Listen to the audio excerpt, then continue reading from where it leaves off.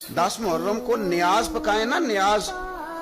तो इस तरह की नियाज ना पकाएं जिस तरह की रूटीन में हम नियाज पकाते हैं कि मैंने दे दिया 5,000 रुपया, मस्जिद में चावल पक जाएंगे और चावल पका के तो बांट दो।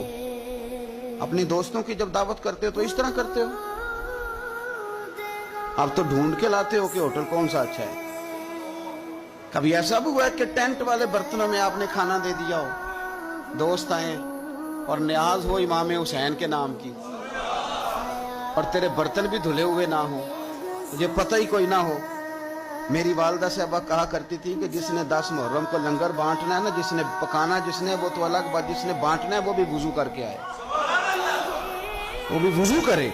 वो सादे लोग थे लेकिन अकीदतों से भरपूर थे।